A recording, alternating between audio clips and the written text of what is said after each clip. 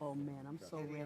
I'm so ready. Maybe depending upon the quality of the chocolate. Yeah, I haven't had We anything. can take it under. The subcommittee will come to order.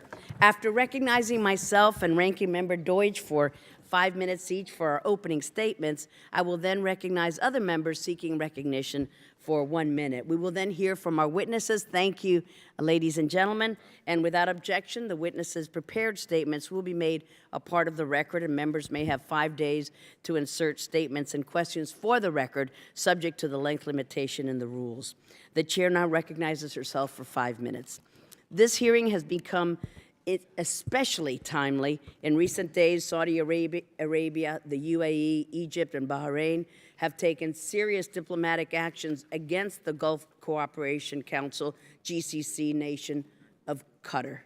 This move surely raised a lot of eyebrows, but it shouldn't come as a surprise. Many of us on this subcommittee have been calling attention to Qatar's history of financing terror, including its support for Hamas and its unwillingness to enforce existing sanctions against individuals within its borders.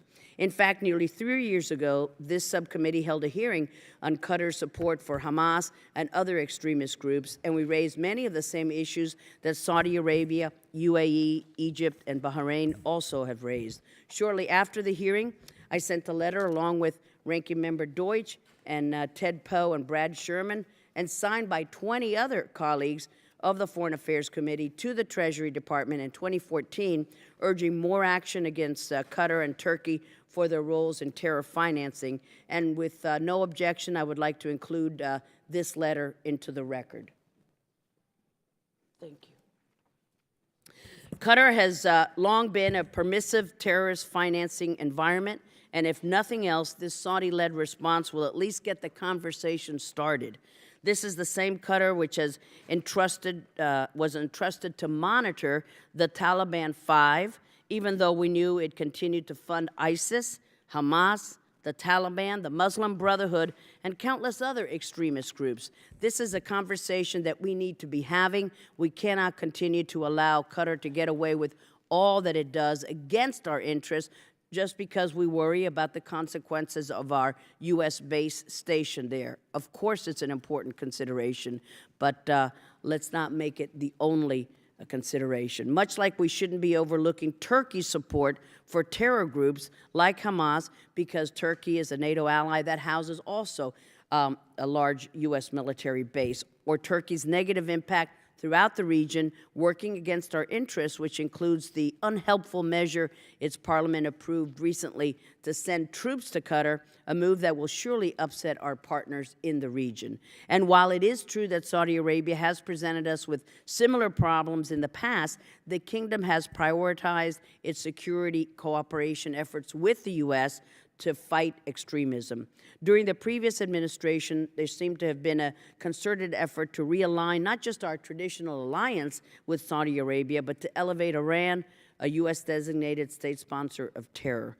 We're all too familiar with the quote attributed to President Obama in an article last year where he insisted that Saudi and Iran should share the same neighborhood and institute some sort of cold peace, end quote.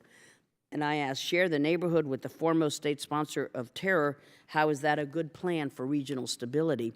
Because while Saudi Arabia is a key partner in our effort to fight ISIS and violent extremism, Iran has worked at every turn to undermine the stability of the region and foment terror. From its support of the Houthis in Yemen to its support for Hezbollah, a group which the Arab League, led by Saudi Arabia, designated as a foreign terrorist organization last year, and its support for Assad in Syria, Iran is working against almost every objective we share with Saudi Arabia. It is no secret that in the lead up to, during, and after the Iran nuclear deal, the JCPOA, our relations with Saudi Arabia and the rest of the GCC were strained, and we were viewed with mistrust as having abandoned our allies for Iran.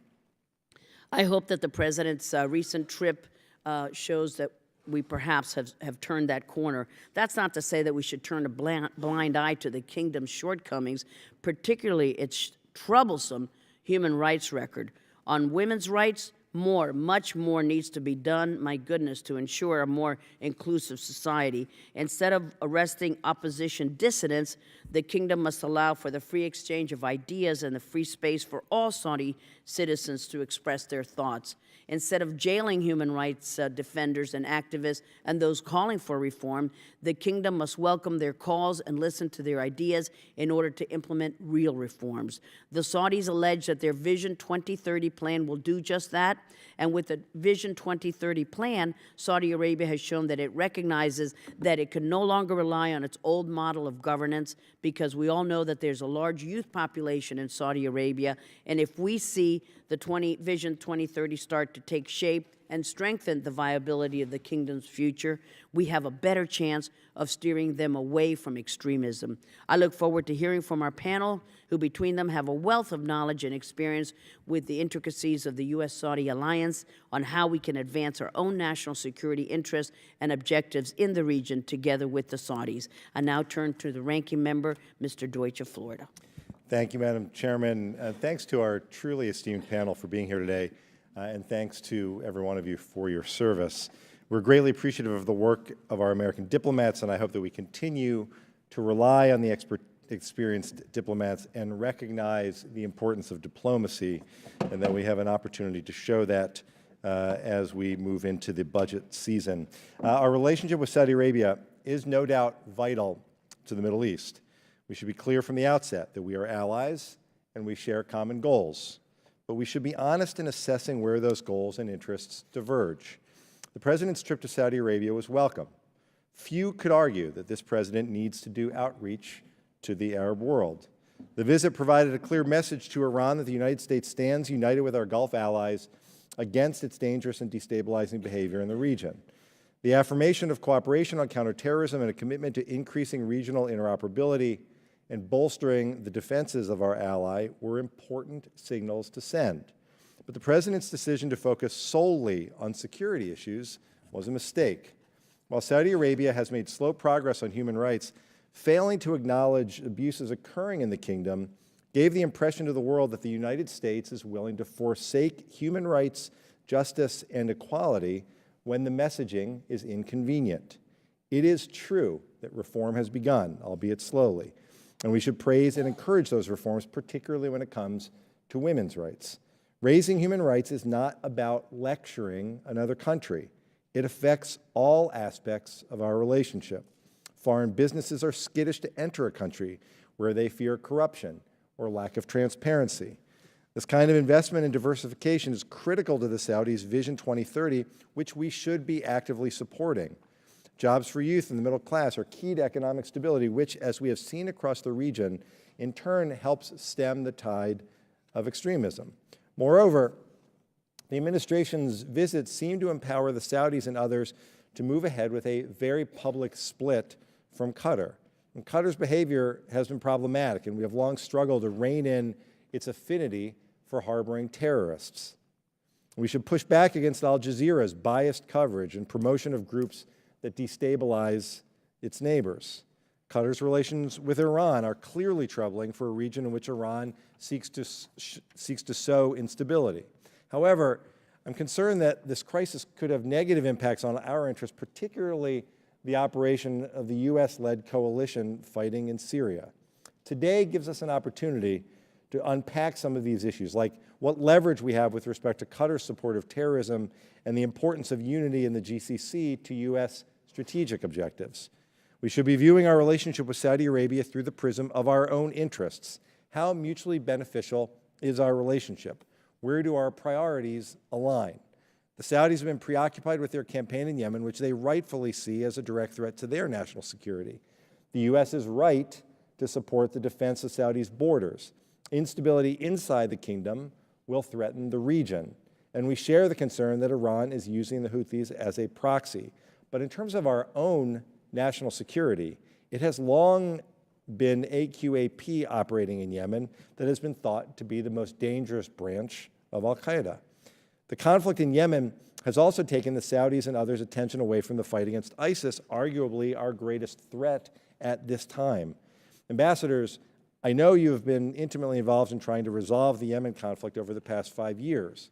If no political solution is on the horizon, how can we best support the Saudis while ensuring that the laws of armed conflict are obeyed?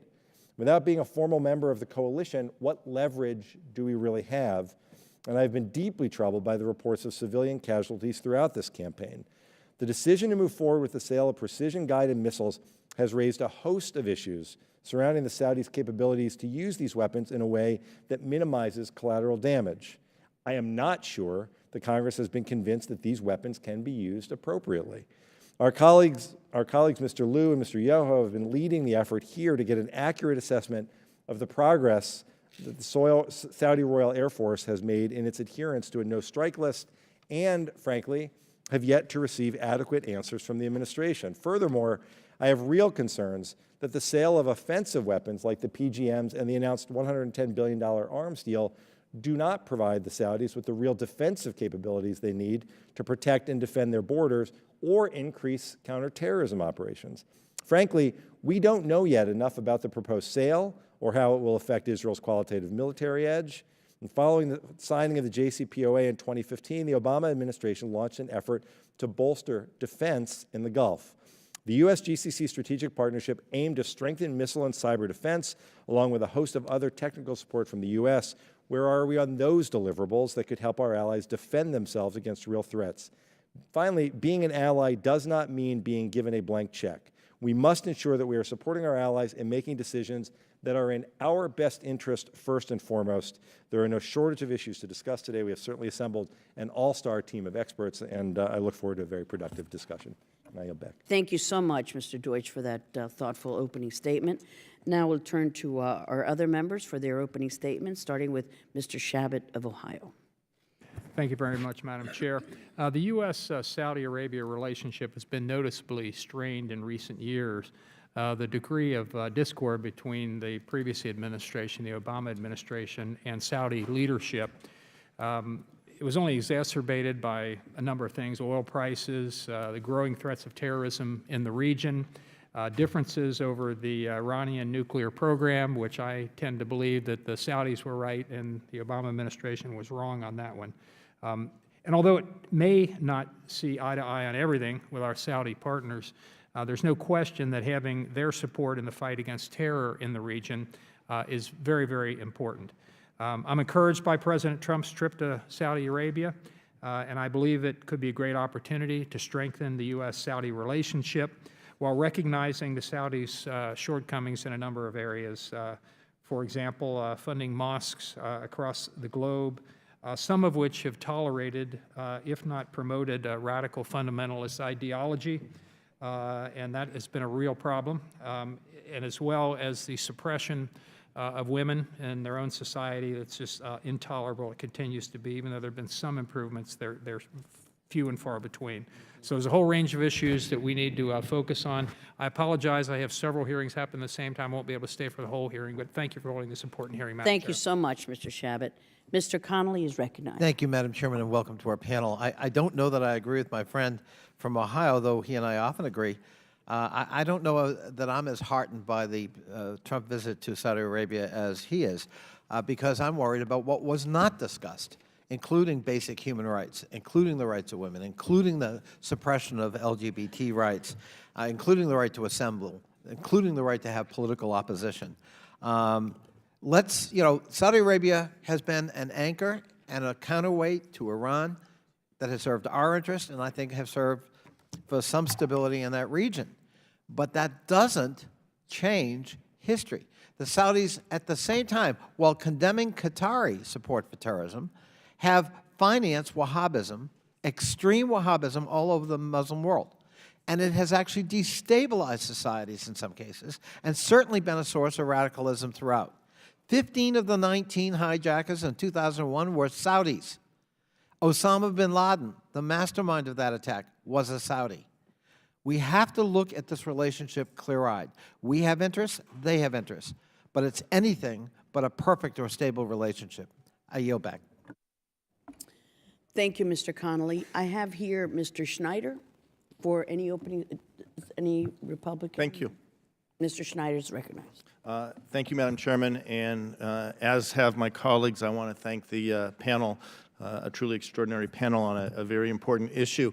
As we look at this region and the important relationship with Saudi Arabia. The recent announcement of the new strategic partnership for a 21st century obviously draws much attention, and as was previously stated, as we look to have this conversation today, I hope we'll touch on the impact it's going to have in the region, in particular with respect to preserving Israel's qualitative military edge in a dangerous region, but also, as you have talked about in your written testimony, the importance of U.S. interests, our strategy, what are our priorities and goals, and what is the best strategy to address those. And I think we have to look at those in the broad context of the region, not just as was mentioned with what's going on with Qatar, but Iran and JCPOA, Yemen, Syria, but also the generational challenges within Saudi Arabia and the region, in particular with respect to Vision 2030. So again, I thank the witnesses, I thank the Chairman and Ranking Member for calling this hearing, and I yield back.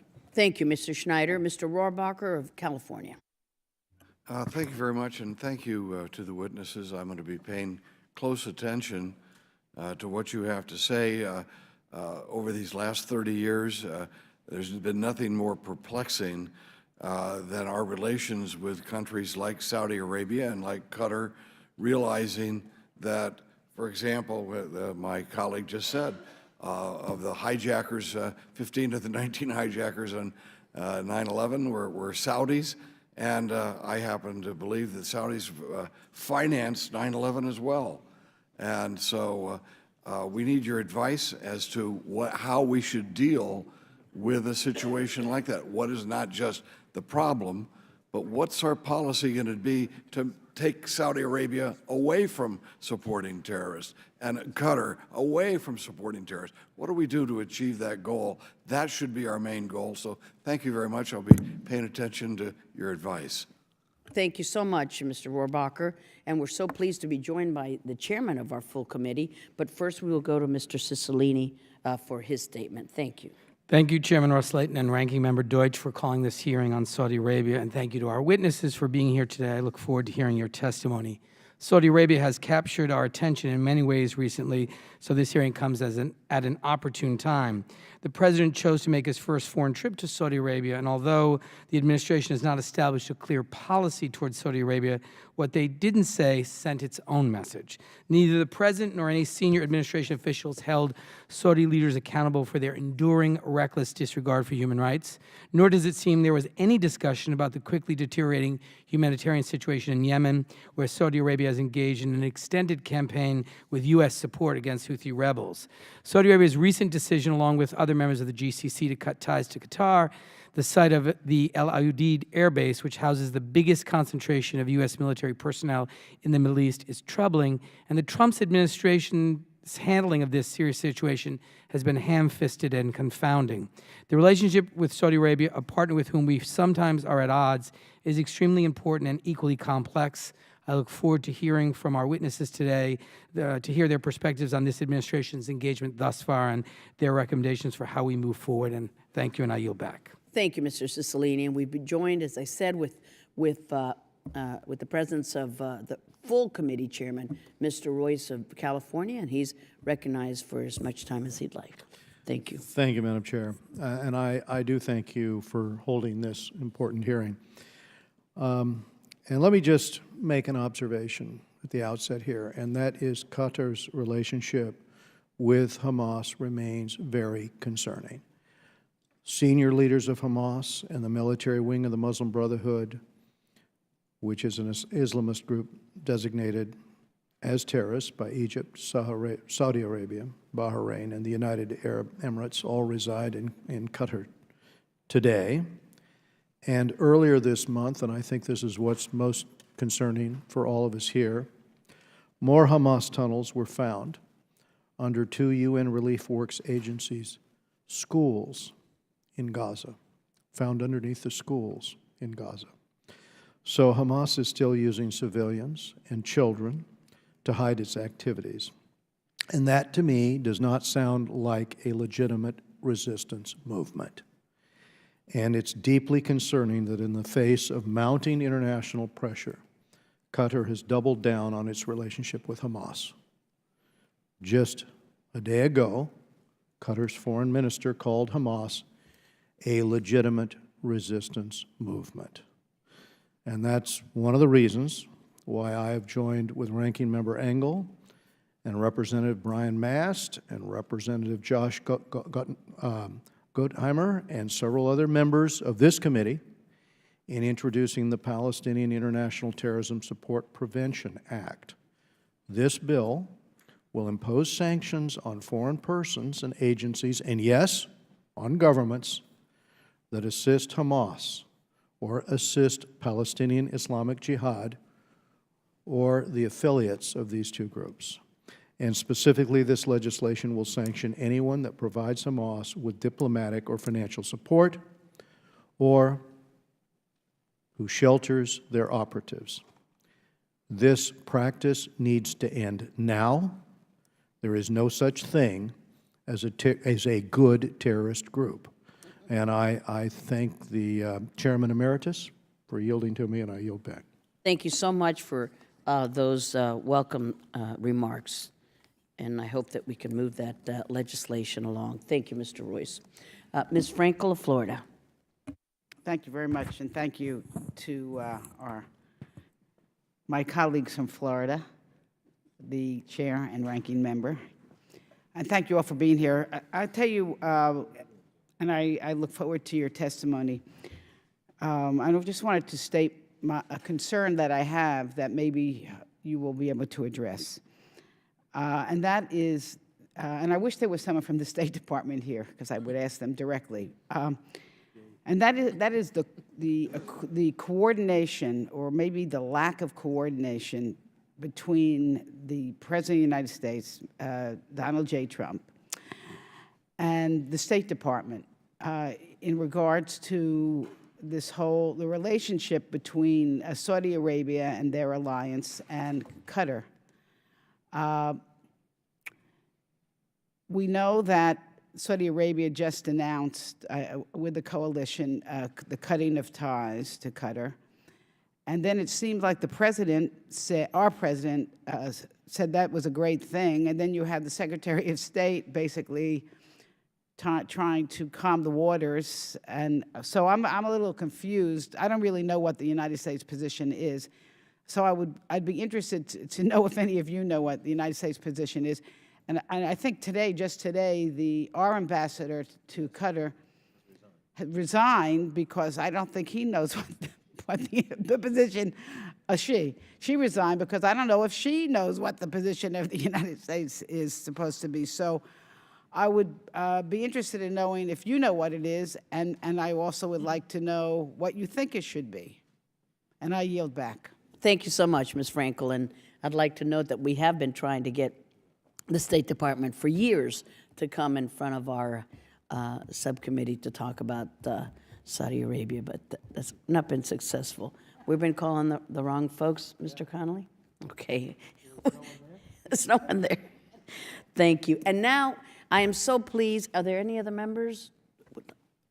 I'm so pleased to introduce our witnesses. We have a star-studded panel today. First, we're delighted to welcome Ambassador Joseph Westphal, who served as U.S. Ambassador to the Kingdom of Saudi Arabia from March 2014 to January 2017. Dr. Westphal currently works as a Senior Global Fellow at the Joseph H. Lauder Institute of Management and International Studies and as a Senior Fellow at the Center for Leadership and Change Management, both at the Wharton School at the University of Pennsylvania. Prior to his appointment, Ambassador Westphal was the Undersecretary of the Army and its Chief Management Officer from 2009 to 2014. Muchas gracias, mi amigo, por estar con nosotros. He's a wonderful friend, and it's great to have him here. Next, we would like to welcome back another great friend, Ambassador Firestein, who was the Principal Deputy Assistant Secretary of State for Near East Affairs and served as U.S. Ambassador to Yemen from 2010 to 2013. Over the course of his career, the ambassador has served in Saudi Arabia, Lebanon, Jerusalem, Pakistan, Oman, Tunisia, yikes, all over the place. Mr. Firestein helped develop and implement State Department policies and programs to counter violent extremism. Welcome back, friend. In addition, we'd like to welcome for the first time Mrs. Karen Elliott House. Thank you, ma'am. She is currently a senior fellow at the Belfer Center for Science and International Affairs at Harvard's Kennedy School of Management. She authored on Saudi Arabia, Its People, Past, Religion, Fault Lines, and Future. So I think she's a good expert on this. She's also chairman of the board of the RAND Corporation and serves on multiple nonprofit boards, including the Trilateral Commission. We look forward to your testimony, Ms. House. Thank you so much. And we'd like to welcome Mr. Tom Malinowski. Thank you, who served as Assistant Secretary of State for Democracy, Human Rights, and Labor until this year. Prior to his position, he worked as Washington Director for Human Rights Watch, a wonderful organization. Mr. Malinowski served as Senior Director for Foreign Policy Speechwriting at the National Security Council, and we welcome you. We look forward to your testimony. So, Mr. Ambassador, we will begin with you, Mr. Westphal.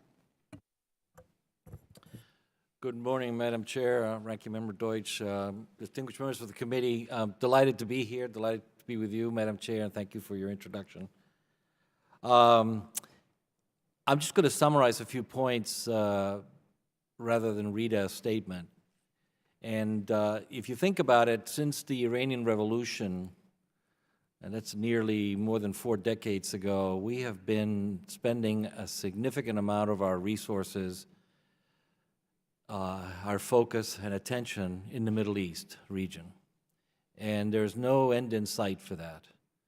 Not only is it financial resources, but it's human resources, it's stability, it's security, a lot of issues. And all of you touched on a number of things that are critically important for us to be engaged in a more, I think, aggressive fashion if we're going to be able to devote more attention to other critical issues around the world than just what's happening in the Middle East.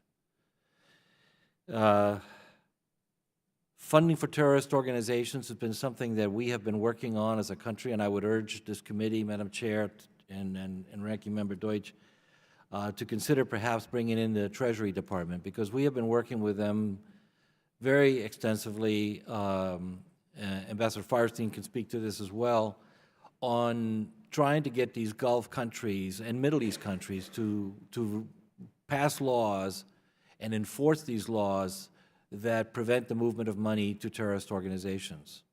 Saudi Arabia, for example, we believe today, and I think Treasury will verify this, has the strongest laws of any country in the Gulf region, mostly because of our efforts and our drive to push that over the last almost 10 years.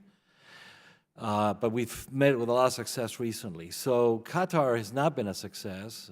Kuwait has been an issue as well, and there are other countries where this needs to be applied more aggressively. And as some of you pointed out, our relationships can't be just about fighting terrorism. They also have to be about a number of other things that affect our security and stability in the region. The fact of the matter is that this discord between the Saudis and the Emirates and Qatar is long-standing. These are tribal countries. They've had issues in the past. They just simply sort of emerged once again. And it is in our interest, and I believe that what Secretary Tillerson said in his brief remarks is the right way to go. I think we have to be more engaged in trying to resolve these issues by getting these countries to have a dialogue, but also to agree, as you said, Madam Chair, to agree to end the funding of terrorist organizations. The Saudis have, for example, imposed a situation where they have done due diligence on charities. So they have a list of charities that one can donate to that are approved by the government. And only those charities can you provide money and resources to as a Saudi. And if you provide to any other charity, you're subject to punishment by law.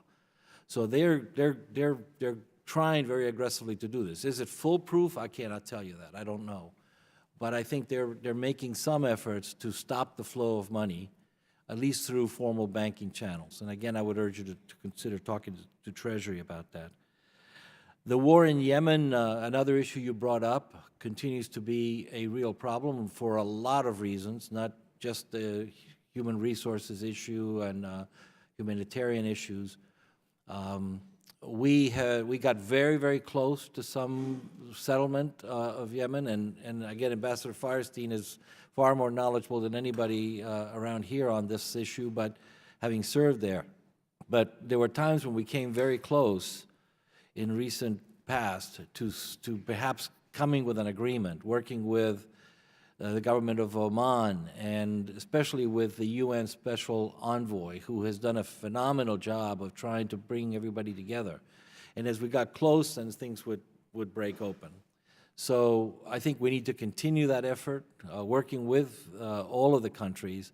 The relationship between Oman and Saudi is not a great relationship, and we need to empower these countries to work together to resolve these issues. As some of you stated, they need to work at it. So I think that's an area where we need to do. On the PGM issue, which is going to come up today in the Senate, and will undoubtedly come to the House for your vote on it, and it'll be an important issue.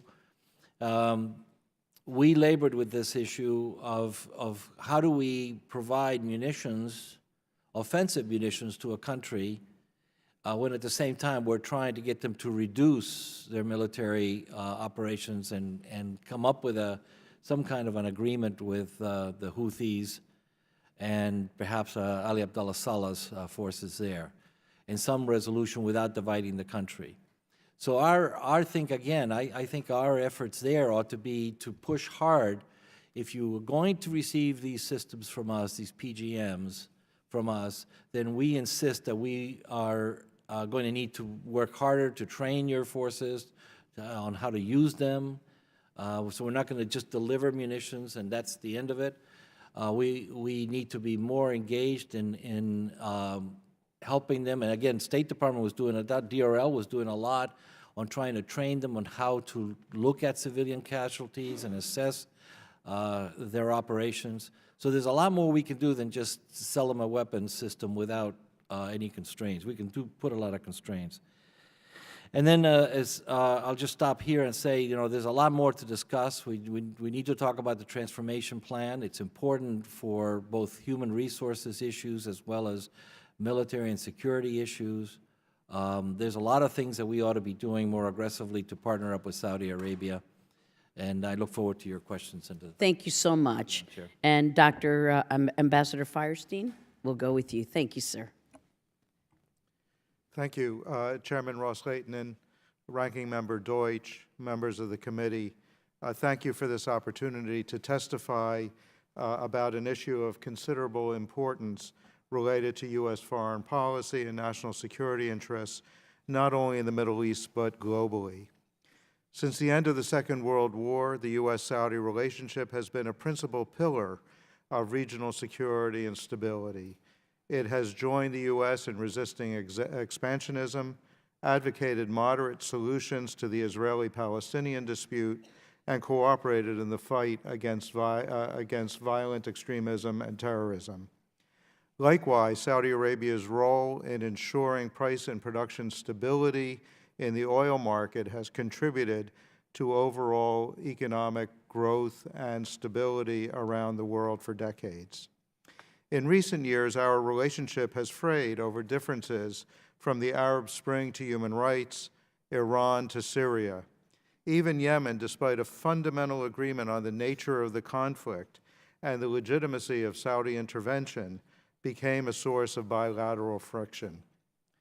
Seeing the arrival of the Trump administration as an opportunity to repair the damaged relationship, the Saudis made clear their support for the three core regional policy objectives identified by the administration: the fight against violent extremism, a united front challenging Iran, and help on achieving progress in resolving the Israeli-Palestinian conflict.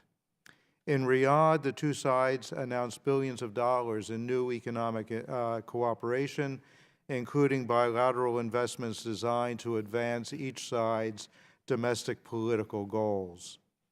For its part, the Trump administration made clear that it would roll back some of the restrictions placed on defense cooperation by the Obama administration and restore arms sales as well as intelligence and logistics cooperation with the Saudi military. It's premature to assess the significance of the new era of cooperation, however. Despite the positive indications, subsequent developments, including the current intra-GCC tensions with Qatar, have reinforced the view that much of the progress advertised in Riyadh remains nascent and tenuous.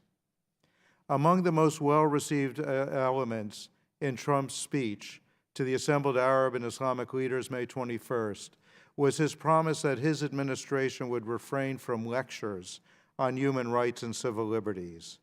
Many of the leaders had viewed the Obama administration's emphasis on these issues as overweening and overly sanctimonious. But the proper way to restore the balance in our approach is not to adopt a values-free foreign policy. The U.S. is locked in a battle of ideas with those who believe that there is a model of development that permits rapid economic progress while retaining authoritarian political systems. The U.S. needs to push back on that notion and make clear that the values we advocate are central to our conception of the appropriate relationship between the government and its citizens, because they reflect a system of political behavior, time-tested, that produces stable, durable, and just societies. Saudi Arabia represents a particularly difficult challenge for the U.S. on human rights issues. Its society is built around fundamentally different conceptions of social relationships and civil rights. We have made little progress over the years in convincing them that our approach will help them build a stronger society, and there is little evidence to suggest that the majority of Saudis agree with us rather than their government on these issues. Vision 2030, however, presages not only a dramatic replacement of the public sector by the private sector as the main engine of economic development, it also signals a fundamental shift in the traditional relationship between the government and its citizens that can become a driver for a revamped approach to civil liberties and human rights. Thus, economic reality, rather than political or social reform, may become the main instrument for a new, more open Saudi society. In conclusion, as the U.S. seeks to restore stability and security in the Middle East, defeat violent extremism, and roll back Iranian expansionism, Saudi Arabia will remain a vital partner. But Saudi Arabia itself is at a crossroads, and the country will necessarily devote its energy primarily to addressing internal challenges in the coming years. Through quiet diplomacy, the U.S. can contribute to the kind of economic and social initiatives that will enable political reforms, leaving Saudi Arabia a more open, democratic society. Thank you for your attention, and I look forward to responding to your questions. Thank you so much, Mr. Ambassador. Ms. House. Thank you. Like Ambassador Westphal, I'm going to simply, can you hear me now? Like Ambassador Westphal, I'm going to simply make some points. As has been said by some of you and the witnesses, there are enormous uncertainties in the Middle East now about the stability of borders, about the economic, outmoded economic systems, and can they provide jobs, as the chairwoman said, for this bulge of young people. Those power vacuums are being exploited by both Iran and Saudi Arabia, who are in competition for influence in the region. And the fact that the U.S. had little strategy or engagement in the region over the past at least half dozen years, other than promoting the securing of a nuclear deal with Iran, has left the whole region like a unruly schoolyard. With no teacher on duty, the biggest bully is the winner. And I think it's important that we all understand right now Iran is winning this competition. And it is not in the interest of the U.S. For Saudi Arabia to be destabilized or feel unsupported. So President Trump's visit to the region has clearly signaled that the U.S. is back in the game and back on the side of Saudi Arabia.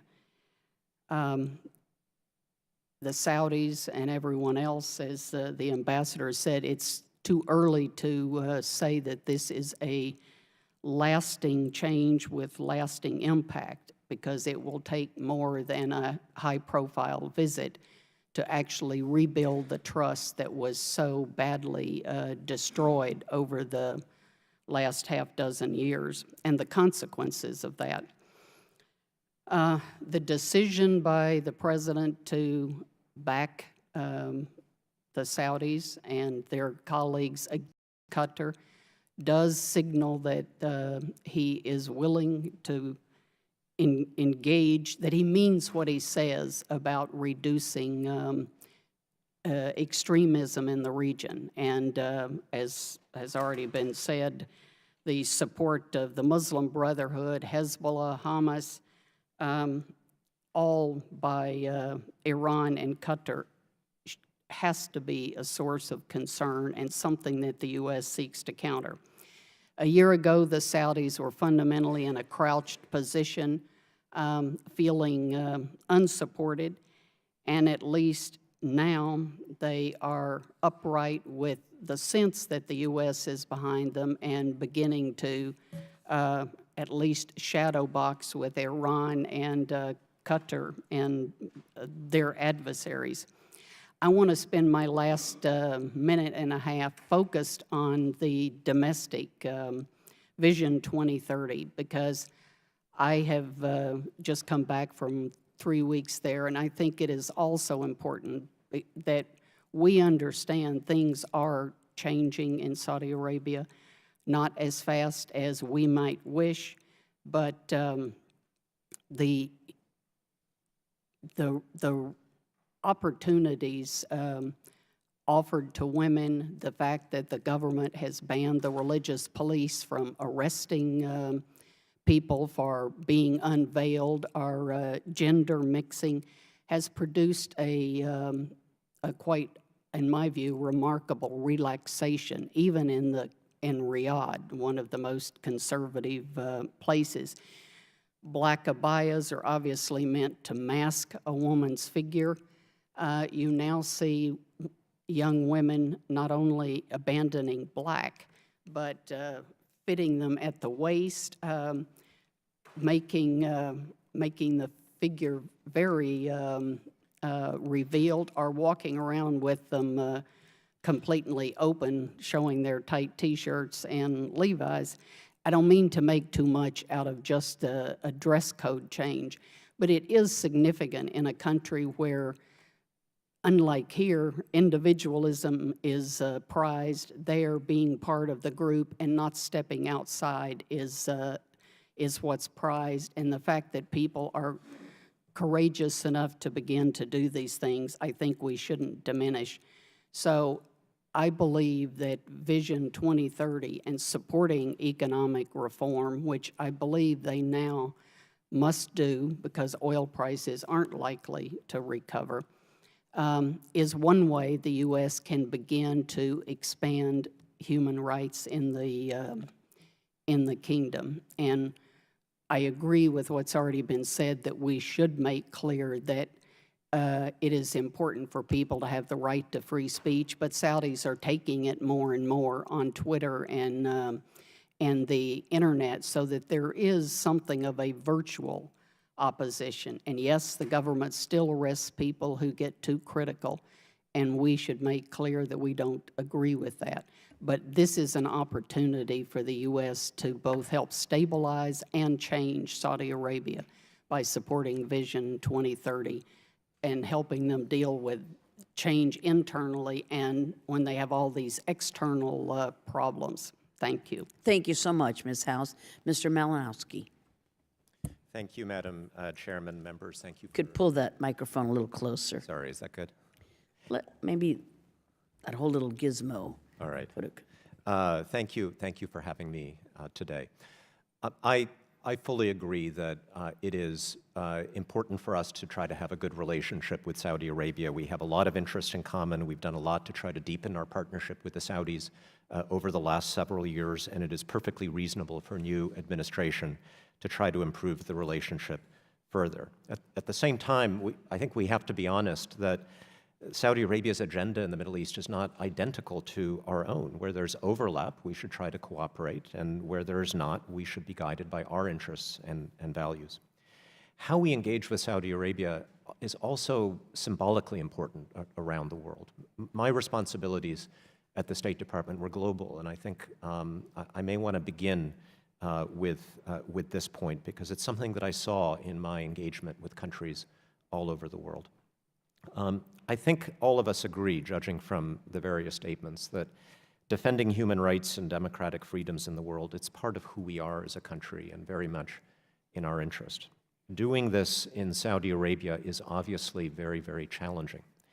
But as someone who led our government's efforts to promote our values around the world, let me stress this as strongly as I can. We cannot have a credible global human rights policy unless we also apply it somehow to Saudi Arabia. In almost every authoritarian country I dealt with as Assistant Secretary, people would ask me, do you criticize your Saudi allies the way you criticize us? Assuming the answer would be no. Fortunately, the answer was yes. Although we may not do it as loudly in Saudi Arabia as we do in some places, we have pressed the Saudis on dissidents, on women's and migrants' rights, on religious freedom, on the war in Yemen. I would not have had a leg to stand on with Russia or China or Iran or Cuba if I couldn't have said that. And that's why President Trump's very clear public message in Riyadh that we will no longer press the Gulf states on these issues was so harmful. We can't have a credible global human rights policy if we say to the whole world that we're giving the Saudis a pass. And I think Secretary Tillerson's subsequent, very appropriate criticism of the Iranian elections was deeply undermined by his refusal to say anything at the same time about Saudi Arabia. That is a gift to everybody who wants to portray American advocacy for human rights as just a weapon that we use to beat up our enemies rather than a principled policy that we try to apply to everybody. And I think the problem was compounded by the clear contrast between how the administration is engaged with Saudi Arabia and its treatment of our allies in Europe and elsewhere. It's one thing to go to Saudi Arabia with the legitimate aim of improving our relationship, and I think it was frankly dispiriting and even disgraceful for the president to say in Riyadh that we will not lecture countries in that part of the world, and then to deliver what was clearly a lecture in Brussels to democratic allies that have fought and bled with us all over the world and that share our values about what they allegedly owe to the United States. And I think some corrective from the Congress is needed here. In the meantime, our approach to Saudi Arabia should be based on a realistic assessment of where our aims do and do not coincide. With respect to the current crisis over Qatar, for example, there's absolutely a legitimate concern, as you mentioned, Madam Chairman, about that country's funding to terrorist groups. But I think it would be a mistake to assume that this is the principal reason why Saudi Arabia acted against Qatar, given Saudi Arabia's own extremely complicated, to say the least, relationship with violent extremism. Our interest lies in seeing this dispute resolved peacefully and with concerns about terrorist financing addressed by all sides rather than trying to take sides. With respect to Iran, the United States and Saudi Arabia share a paramount interest in opposing that country's malign influence in the region. But this is about countering the policies of the current regime in Iran. It is not in our interest to be seen more broadly as supporting Saudi Arabia and opposing Iran per se in some kind of zero-sum struggle for dominance in the Middle East. Absolutely, it is not in our interest to be viewed as aligned with Sunnis in an existential struggle with Shia Muslims, or to encourage the formation of an alliance which is defined in sectarian religious terms. We have many Shia friends in the region, in Iraq, who are fighting ISIS, in Bahrain, in Lebanon. Why would we signal to them that we are somehow engaged in, on one side of a religious war? Finally, with respect to Yemen, the United States and Saudi Arabia clearly have a common interest there in combating Iranian influence, in denying safe haven to al-Qaeda, protecting sea lanes. We do not have an interest in giving the Saudis a blank check to make bad decisions for which the United States will then share responsibility. We provided very generous support to the Saudi-led coalition. We've tried to help them improve their performance, including the effort that Ambassador Westphal mentioned that my bureau led on civilian casualties. But the intervention there clearly hasn't achieved its aims. The Saudis have continued to strike targets that exacerbate the humanitarian situation, suggesting they've sometimes made a conscious effort not to follow our advice. There is, as you know, a looming famine in Yemen. This is not an abstraction. Over 3 million people are now suffering acute malnutrition. There are over 100,000 cases of cholera. Saudi strikes on roads, bridges, and ports have kept aid from those in need. We are involved in this. Now, if we think that unconditionally supporting our ally is worth that human cost, then we should honestly say so and accept our share of responsibility for that cost. I personally believe it's not, and that we should therefore temper, not withdraw, but temper our support to the Saudis to encourage an outcome more in keeping with our interest. And I think that is what the vote in the Senate is about today. On all these issues, offering partnership where our interests align and honesty where they do not, in my view, is the best way to build long-term trust and a better relationship with Saudi Arabia. Thank you very much. Thank you very much. Thank you to all of our panelists. And for the panel, I'll start the questions.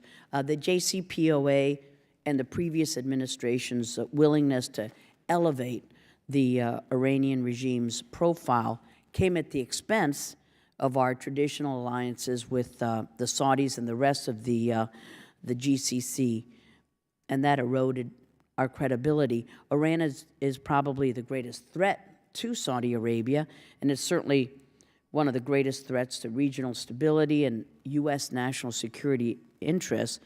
Iran's proxy war in Syria and Iraq and Yemen and the presence of Hezbollah in Lebanon have the entire region on edge. The new administration is intent on reversing the policy of seeing Iran and Saudi Arabia share the neighborhood with supposedly similar beliefs, and we know that that cannot happen. What can Congress do with our Saudi partners to address our mutual concerns with the Houthis, the Iran support for Assad and Hezbollah, and its desire to spread its ideology throughout the region? Well, Madam Chair, in my 3 years there, I spent quite a bit of time talking to the Saudi leadership, from the king, the crown prince, and deputy crown prince, about the role of Congress. And I think you've touched on something that I think has been, I'm not going to say absent, but something that needs to be really pushed harder, which is your role as the most important branch of government in these matters. So, for example, delegations that can travel, I've been telling the Saudis that it is important for them to hear what you're saying, because you represent the interests of the American people. And you speak for the American people in ways that even presidents can't do, because you all represent different constituents.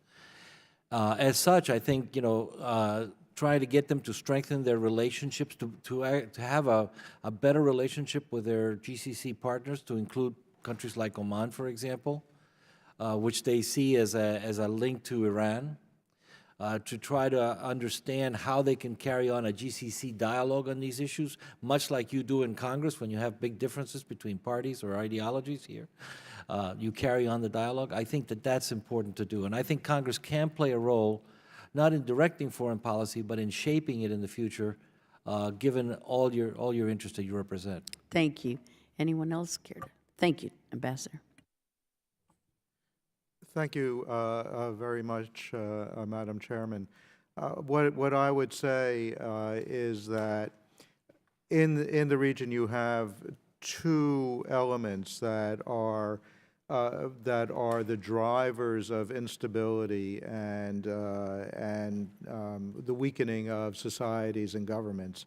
You have violent extremism on one side, and then you have Iran on the other side. And both of them are fundamentally responsible for destabilizing the region. In my own view, the Iranians and the violent extremist organizations pursue the same tactics and achieve success in the same way, and that is that they take advantage of the weakness of governments and societies in order to exert their influence through money, through military assistance, training. Certainly my experience in Yemen was precisely that Iran was able to establish a foothold, to establish a relationship with the Houthis, primarily because the government of Yemen was weak and was unable to provide for the needs and the demands of their own citizens. And so in my view, the way to push back on Iranian expansionism is the same way that we push back on violent extremism, and that is that we need to help these societies build up their institutional capacity in order to take on their responsibilities and to provide governance, to provide law and order, and to address the needs of their entire population. So I would hope that the Congress, as it's looking at the budget, as it's looking at the requirements moving forward, would continue the longstanding U.S. Position of helping these societies build their states, build their governments, build their institutions, and that is ultimately what's going to allow us to achieve success in these fights. Thank you. And I know you would have remarks, but my time is up, so I'm pleased to yield to Mr. Deutsch for his time. Thank you. Thanks, Madam Chairman. More than one of you mentioned the issue of Saudi financing of terrorism, and there was a New York Times piece last year that referred to the Saudis as both the arsonists and the firefighters when it comes to the spread of extremism. Secretary Malinowski, you described the Saudi funding of Wahhabism around the world as having done incalculable damage, even if Saudi leaders have recognized the problem. When Saudi and others are demanding that Qatar change its behavior on terror financing, how do we reconcile these two positions? And is it appropriate to equate what the Saudis do with what the Qataris do? Is one worse than the other? How do we sort that out? Please, Mr. Malinowski. I never think it's helpful to kind of do a ranking, you know, who's worse than who. Is Iran worse than Saudi Arabia on human rights or vice versa? Or the Qataris or the Saudis worse in terms of the arsonist part of that equation? But I think it is important here to stress that there are a lot of complicated things going on in this dispute between Saudi Arabia and Qatar, and a principled objection to Qatari financing of groups like the ones that you've mentioned, I don't think is really at the very top of the list. And I think if we were to lead with what I think is our core interest here, which is to reduce and eliminate funding for violent extremist groups and the broader phenomenon of tens of billions of dollars emanating primarily from Saudi Arabia to change the character of how Islam is practiced in many parts of the world. If we were to lead with that, we would have a lot to say to every country in the region, including Saudi Arabia. And I hope that this Qatar crisis, rather than inducing us to simplistically take sides with the Saudis and the UAE, forces a deeper examination of those problems. Well, Ambassador Westphal, I imagine during your tenure this issue arose frequently, and so what's the correlation between the acknowledgement that you receive from leadership that this is a problem and steps that were actually taken to address it? Sorry.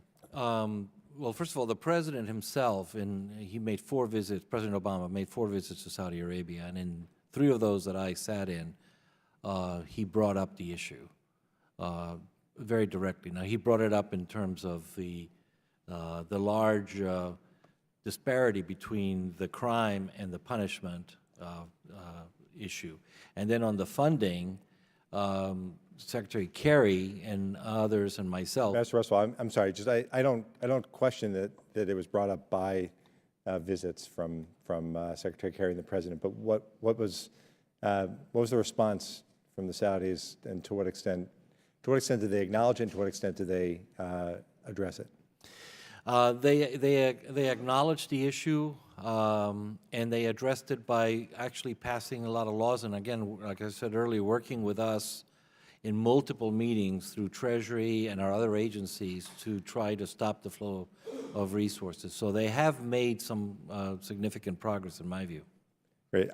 And just moving on in the remaining time I have, I'd like to be supportive of the U.S.-Saudi alliance. It's critical, but I also believe that it's important for us to ensure that the steps we take to strengthen our allies don't ultimately run counter to our own interests, as I said earlier. And as Congress contemplates this arms sale, starting with the PGMs, help us understand the implications of selling these weapons without having adequate assessment of how the Saudi Air Force can and will use them versus the implications of not selling them and the impression that that would give to Iran. Ms. House or Ambassador Firestein? On the weapons sales, I would just like to repeat what somebody already said. It's not the selling them weapons that actually does any good, in my view. We need to be working with them to make them a much more efficient and effective military, not largely an employment operation, their Defense Department. I think they understand that and would be willing to cooperate. Ambassador Firestein on the PGMs? I believe that we should move forward on the PGM sale. I think that it's important to help the Saudis improve their capability.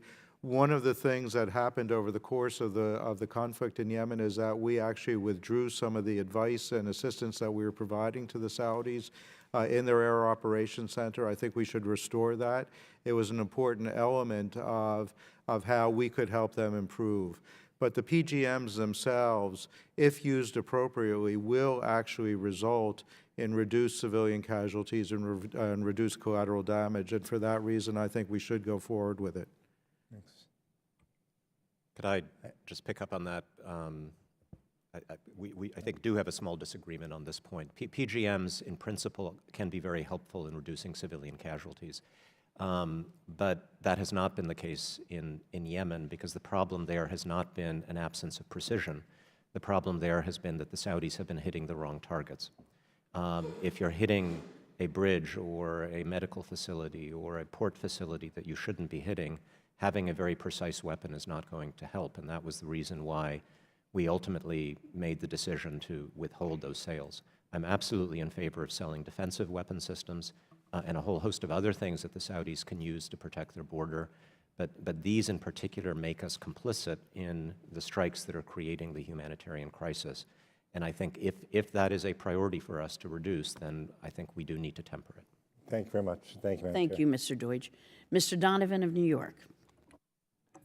Thank you, Madam Chair. Ambassador Westphal, you had testified before about the Saudis' attempt to curtail terrorist funding by designating specific charities and restricting others.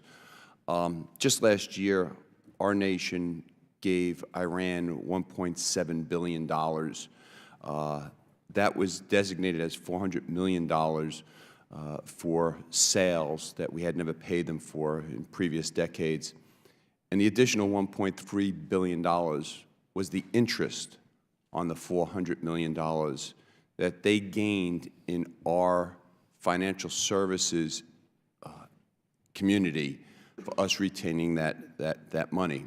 There was no restrictions, obviously, on their use of that money, and I think we all suspect how they used that $1.3 billion in interest from American banks. As we look towards our allies, our friends in the Middle East, the people that we're negotiating with, when we look at ourselves, do you think that there's some restrictions that the United States could put into place that could curtail what may end up being our supporting or giving money to some organizations who may use that money then to harm ourselves? Yes,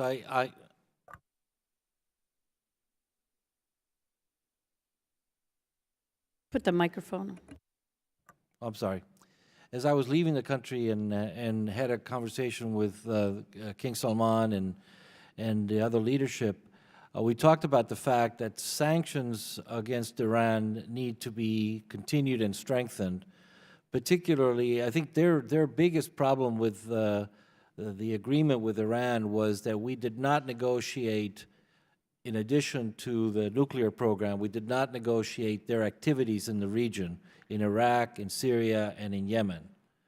They did not understand why President Obama and the administration did not push harder on those issues as part of the agreement. And so we talked about the fact that maybe in this new administration, there can be a more aggressive effort to do that.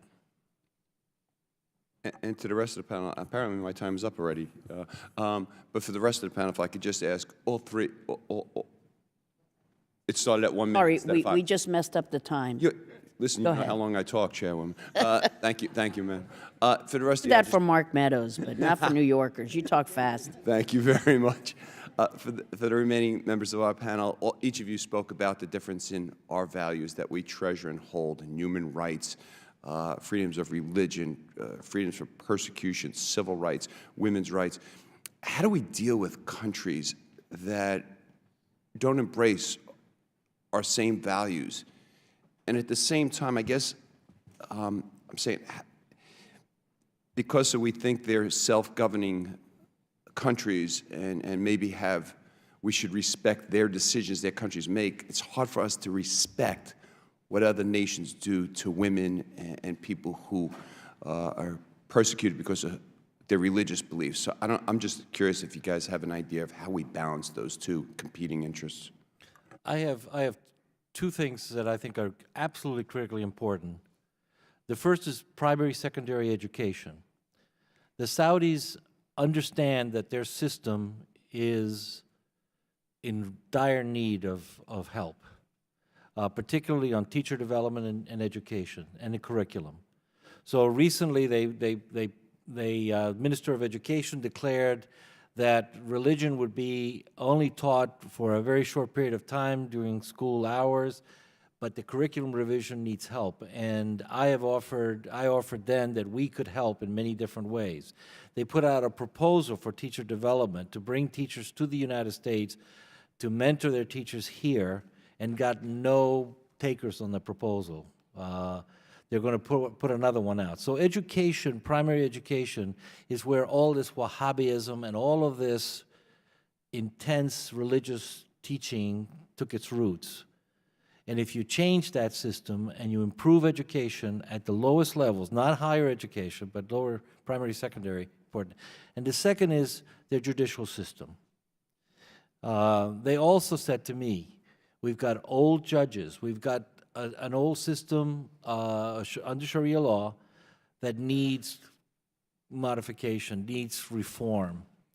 We need to help train judges, train prosecutors, train defense attorneys.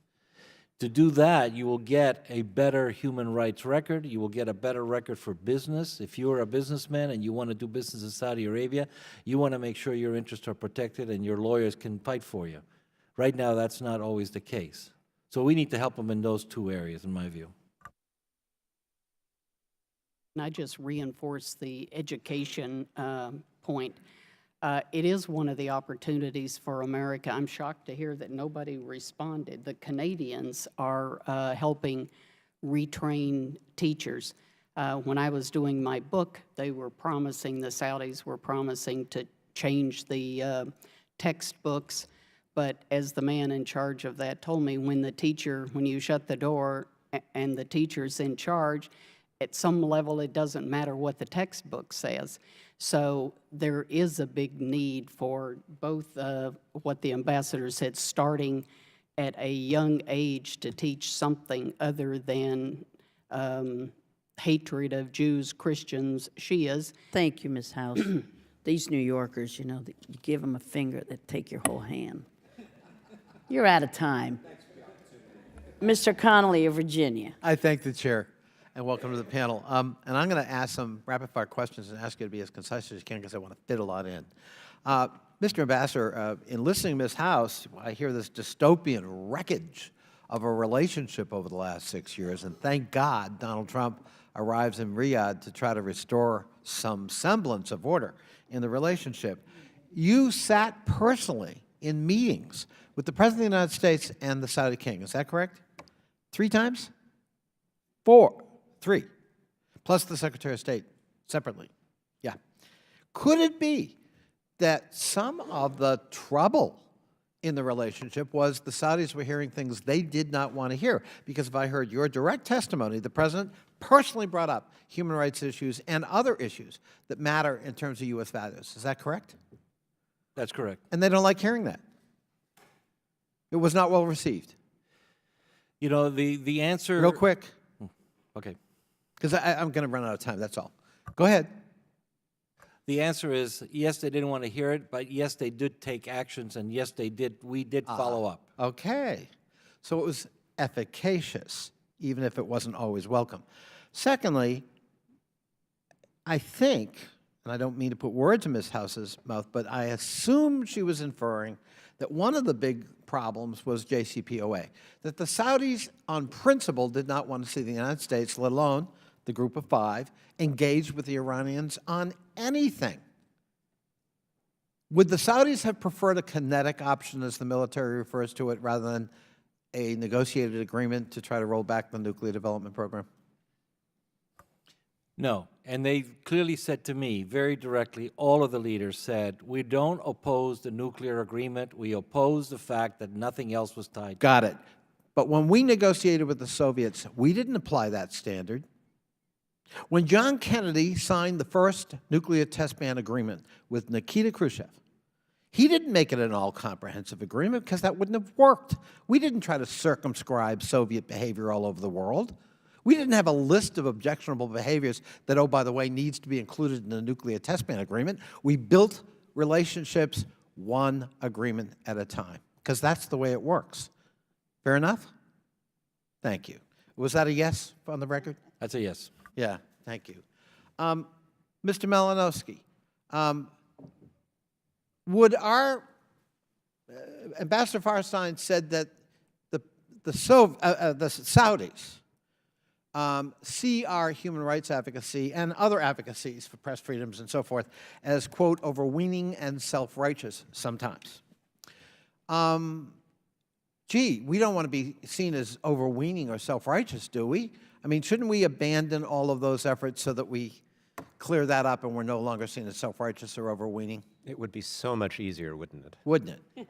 I mean, that's the argument I hear from Duterte in the Philippines, from President Xi of China, from Kim Jong-un in North Korea. Stay out of our business. Who are you to judge? Why do you bring up these ancillary issues that only cloud the relationship? And I think it's a fair, in terms of the dialectic of foreign policy, American foreign policy, it's a fair question. Always has been, by the way, going back to the founding of the Republic. But the idea that we would abandon our advocacy of our own values, even if it makes other people uncomfortable, is to me a very troubling development in our own foreign policy. And I wonder, since you had that portfolio, whether you want to comment on that. Sure, and I would note, I think Ambassador Firestein and I agree on this 100%. Yeah, and I don't mean to say, you weren't advocating, you were describing. I hope I got that right. Look, nobody, in the business of promoting human rights and democratic values, you cannot be effective and agreeable at the same time. That's almost a truism, because if we are being effective, then an authoritarian regime that doesn't want to change is going to be upset about that. We are actually fairly soft with the Saudis. They're a close ally. We don't yell and scream at them the way we yell and scream at some countries, and sometimes we're criticized for not saying enough, as you well know. But we have raised these issues. We did in the Bush administration. We did in the Obama administration. We were sometimes effective. I think they care about their international reputation. A very interesting example of this is the case of the blogger Raif Badawi, who is still unfortunately in prison in Saudi Arabia, but who was sentenced to 1,000 lashes because he tried to set up a human rights group in the country. Is that because of Sharia law? It's because he set up... Is there Sharia law in Saudi Arabia? Yes. Yeah. Sharia law that so many of my friends on the other side of the aisle campaign in the United States against. We don't want to see that here. but it's in our solid ally Saudi Arabia's code. Is that correct? Well, yes, and of course there are many different interpretations of Sharia law, and as Ambassador Westphal rightly pointed out, there's a huge problem in just the absence of clarity about law and what the judiciary is supposed to do. But in that case, he was sentenced to 1,000 lashes. Outrageously, they subjected him to 50. But I think in part because there is an outcry around the world. This is embarrassing for Saudi Arabia. That sentence has not fully been carried out, and I'm still hopeful that there may be a way, and I hope that the Trump administration will continue our efforts in this to try to get that brave young man out of prison. My time is up, and I thank you all for your testimony. Thank you very much, Mr. Connolly. Mr. Rohrabacher of California. Thank you very much. Just to remind everyone that when John Kennedy made that great agreement with the Russians, yes, it got a lot of people optimistic, but it was followed by some of the worst parts of the Cold War happened immediately after that. The Soviets did not take that as a sign of peace. They took it as a sign of weakness and doubled their support for revolutionary units all over the world. And I would suggest that the mullah regime in Iran, with their now $1.7 billion in cash from the Americans, probably don't think of us as being anything but patsies and weak for doing such a thing. Let me ask about Saudi Arabia. Specifically, do any of our witnesses know if there are still officials in power in Saudi Arabia who were in authority at the time when 3,000 Americans were slaughtered on 9/11? Do we still have any Saudis still in positions of authority that were there when that happened? Yes, well, the king was the governor of Riyadh, so he was an authority. He was part of the clique that ran the country then, right? Well, yeah, he's a member of the Okay, royal so family. the king, and that's true all the way through, right? We have the same clique running Saudi Arabia that slaughtered 3,000 Americans. Well, the and that most should be important young leader right now, Mohammed bin Salman, is only 30, so he was alive, but he was not well, let's hope part that of he the doesn't. ruling then. Let's hope that he doesn't learn from his elders. The fact is that most people who I've talked to believe that the clique that runs Saudi Arabia knew what Osama bin Laden was planning, and they did nothing to stop it. At the worst, they did nothing to stop it. Some of them actually probably participated in helping. So is today that clique in Saudi Arabia helping to finance the Taliban and finance Pakistan, of course, who is financing the Taliban in Afghanistan? Is any of that money from Saudi Arabia going to Pakistan and then thus on to the Taliban? They've made every effort to stop that funding completely. Taliban. So they don't give money. Saudi Arabia does not give money now to Pakistan. No. Oh, is that right? The They cut Pakistan off? No. Saudi Arabia, as does the United States, of course, provide money to the That's government. correct, over some of our objections, I might add. But we do. So the Saudis are still financing Pakistan, who is the main sponsor of the Taliban and other terrorist groups in that region.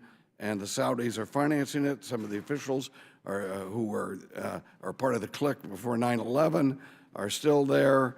And how about, are they using their wealth, are the Saudis still using their wealth, and to go with some of the questions been asked, to promote these madrasas? Or has there been any real reform of the message, of the horrible message that's been given to young people throughout the Islamic world by these madrasas, which is filled with hate for the West and Israel, but the West as well?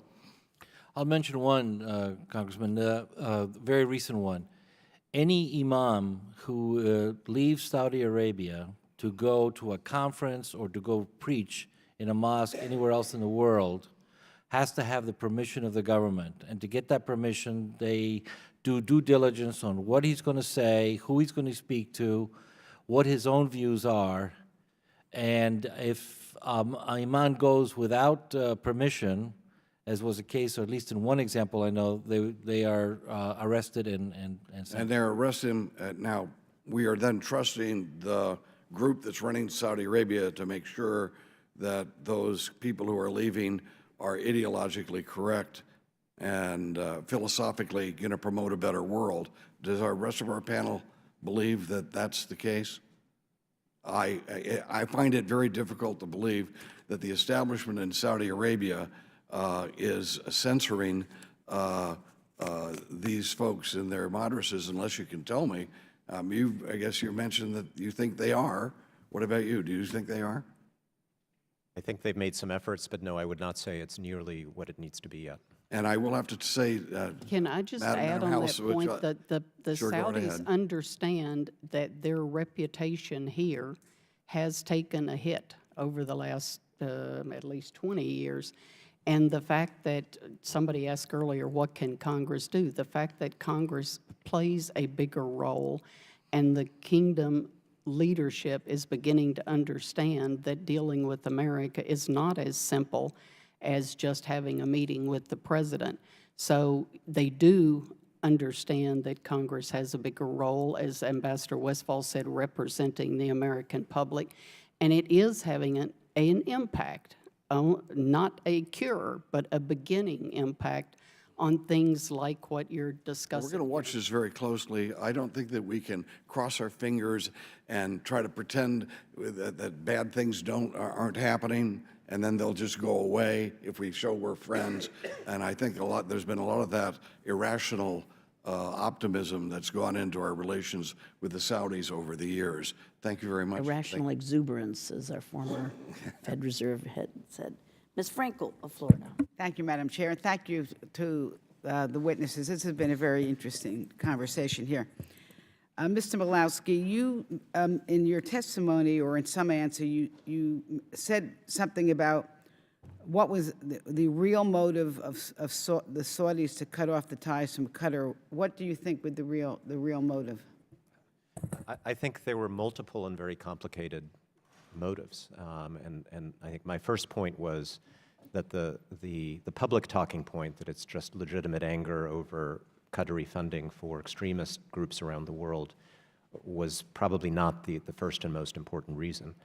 I think Saudi Arabia's most intense preoccupation over the last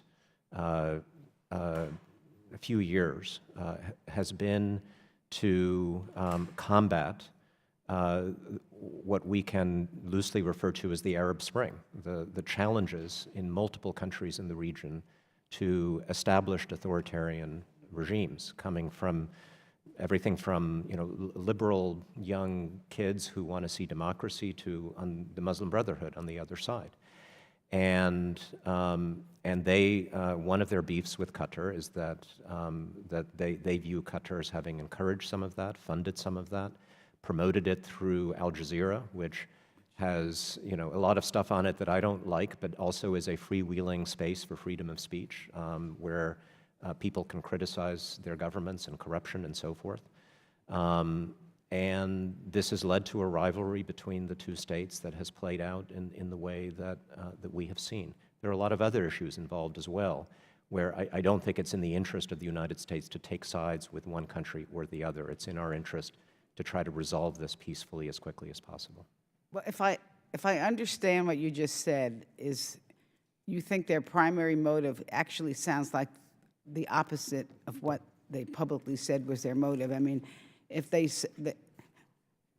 does anyone else want to make a comment on this? The Saudis believe that Qatar seeks to overthrow their regime, just like they believe the Iranians do, and that all of this terrorist financing is part of destabilizing their country.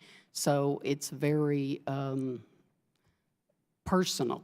excuse me, that's not what I heard. What I heard Mr. Milowski say is that he wasn't willing to be as politically incorrect. As listen. But what I heard him say, that's what I wanted to just make sure, is that they were trying to promote an Arab Spring type situation, which would be, I don't know, I interpret that as something different than promoting terrorism. Let me put it this way. All right.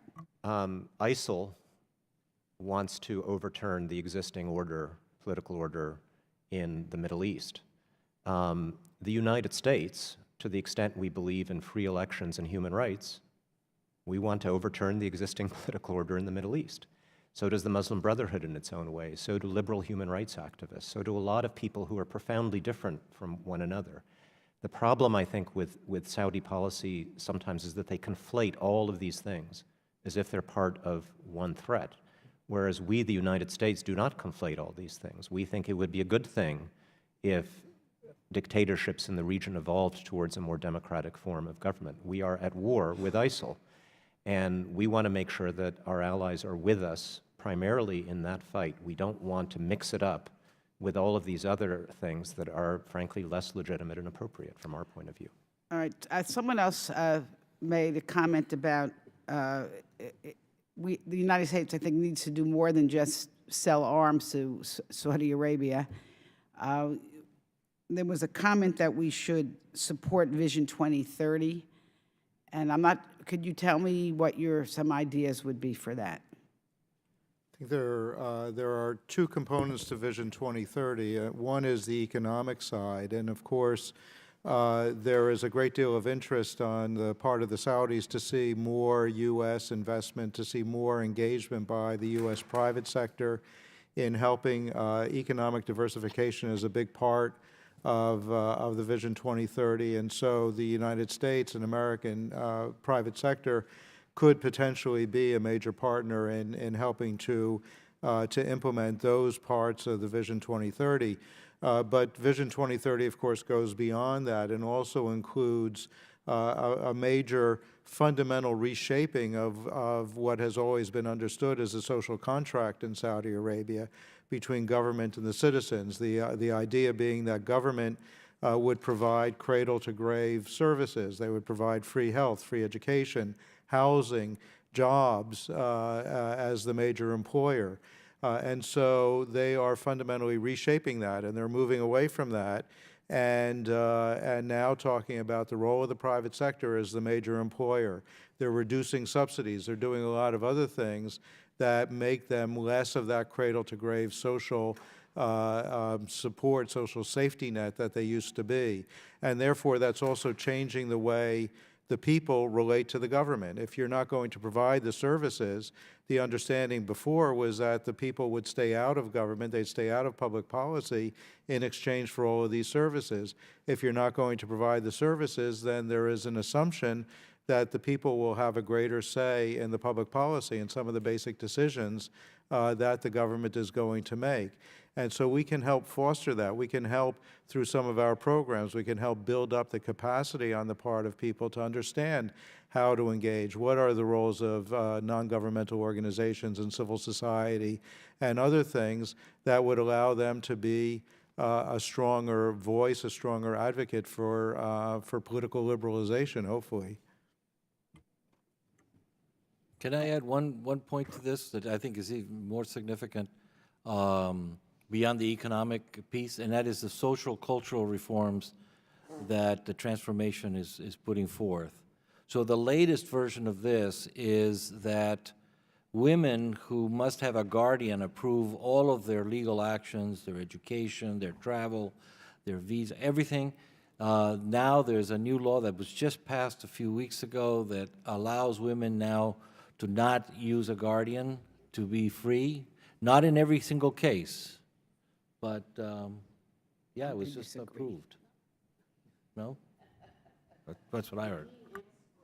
View all the ministries to list their restrictions where they ask a woman to have a guardian, but he has not yet removed. You still have to have a guardian to get out of prison. You have to have a guardian to get married, which most women say is totally un-Islamic. So there is a review, but there is not yet a change. The hope is by women that the fact of asking for the review means the change will come. And there are people who believe that after Ramadan, it ends at the end of June, there is a chance women will be allowed to drive. You know, there is a hope of a lot of social change, and there is already, as I was trying to say, there is some social change. I probably didn't do a good job describing it, but they understand that they can't expect people to manage their own lives in this new private economy with the government controlling everything. Wild times in the kingdom. Thank you, Ms. Frankel. Mr. Meadows, who is my occasional member of Congress when I go with my family for a week in North Carolina, and now you're threatening to take that away, you and the Freedom Caucus? Come on. Well, based on past history, I think your August recess is probably safe. All right. Look forward to being in North Carolina. Mr. Meadows. Thank you, Madam Chair. Thank each of you for your testimony. So let me make sure I've got this right. Ms. House, you are supportive of the $110 billion arms deal to the Saudis. Is that correct? Yes, I mean, I am not an arms expert, but yes, selling weapons so long as we You and I actually- don't need an interpreter. We So long use as 3 we or 4 teach them to syllables for every use word, don't we? But thank you. All right, Mr. Malinowski, you're opposed to it. Is that correct? I'm opposed to the PGMs. First of all, And you're opposed to that for what reason? I'm opposed to it because it is an offensive weapon that is being used right now in ways that we have advised repeatedly the Saudis not to use, to strike targets that are exacerbating. So apparently, for humanitarian purposes, let me make sure I understand this, because right now they've knocked out bridges and so forth in Yemen, and that's why you're opposed to them. Is that correct? We have given them lists of targets that they should not strike, and they have continued to strike those targets, at least up until the point where I was an Assistant Secretary of State. I think Congressman. So if that's the case, would you not agree that the strategic ability of those arms has nothing to do with whether they hit a bridge or not? I think that... Because you're making a circular reasoning. You're saying you don't want them to be strategically able to do it, but they're going to do it regardless. So what does that have to do with the arms sales? I think it makes the United States complicit in something that we have tried to stop. So it would be better if we sold them non-strategic arms where they could bomb everything and eventually get the bridge. Absolutely not. I think we should sell them defensive arms that are in Because keeping with Mr. what we want them to be Firestein doing. said that it actually helped, from a humanitarian standpoint, make sure that their strategic target actually gets hit the first time instead of the second or third time. Well, we don't want it to be hit. That's the point. But my whole point is it doesn't matter if they're going to hit it regardless. I mean, whether it's a strategic weapon or not, they're still going to take out the bridge. Well, perhaps we should then sell these weapons to the Russians in Syria, because after all... All right, well, let's go there, because what you're suggesting, let's go there. So you're suggesting that we should stay out of it. Is that correct? We should take a neutral position as it relates to Qatar versus Saudi. I think that was your sworn testimony. Is that correct? Qatar versus Saudi, yes. I think we should do what Secretary Tillerson is trying to do, which is to try to resolve this. So they're exactly the same as they relate to their support for terrorism? No, they're not exactly the same. But So both then why countries should have we take a neutral position? Because we have an interest. First of all, we have a very strong alliance relationship with both countries. I agree. I've got to go because I've got to meet the Qatari ambassador here in just a couple of seconds. So let me ask you this. How do we send, according to your testimony, a very clear signal on what we should or should not tolerate when we take a neutral position? I think we can send a very strong signal to both countries about what we do and do not tolerate, as I think we've been doing. But your whole testimony has said that we need to make sure that we're clear. And when we take a neutral position, that does not clarify our position from a diplomatic standpoint. So how do we take a clear position from a neutral point of view? We should not be neutral with respect to behavior by other country that we disapprove of, but that does not mean that we necessarily should be supporting a blockade or potentially acts of war by one country against another that would not be in our interest to support. All right, so how do we send a clear message? What would be the message I should take to the ambassador here in just a couple of minutes? What should be the message that I take it from a non-neutral point of view? Because I'm not neutral in this. You know, I think we have to be very clear that when there is an enemy, we expect our allies to support our position. Wouldn't you agree with that? I absolutely do, and I think That I thought you would. That was a softball. So what should I tell them? I think if you've got a concern, and I assume you do, about Qatari support. I'm assuming that you don't. I do. Okay, I'm not, so we share a concern. I don't approve of anyone who supports Hamas. All right. So if we're doing that, what should be the message? Message should be cut it out. But that doesn't mean that we support a blockade by Saudi Arabia against a country that is hosting our troops in the middle of a war against ISIS, when Saudi Arabia also has some of those problems, which I hope you will raise with the Saudi ambassador when you meet him. Well, I have, and I'll be glad to do that. I mean, this is one of the reasons why I'm in Congress. So let's look at that. If we're saying cut it out, how do we enforce that? Is it just a phone call and all of a sudden a member from North Carolina says cut it out and they're going to do that? I think it's pretty clear, given the stakes involved in this crisis, that it is extremely important to both Qatar and Saudi Arabia and the UAE and other countries in the region to have the support of the United States. And I think we should be very So we stingy. should threaten that they won't have this support. We should be very stingy in offering that support to both Qatar and to Saudi Arabia and focus on being supportive of the efforts of Secretary Tillerson. I've been critical of him on other things. So how do doing the right thing here? But how do we distinguish? See, you're saying be neutral. Is if one is doing a better job than the other, then we can't be neutral, Mr. You have to be a mediator, and that's what this situation calls for. It's a mediation between two sides on the opposite side of a dispute. If you go into that and you say, I'm on their side 100%, you can't be a mediator. I don't think anybody sees us in that form. I yield back, Madam Chair. What a great hearing. Thank you, Mr. Meadows. Mr. Schneider.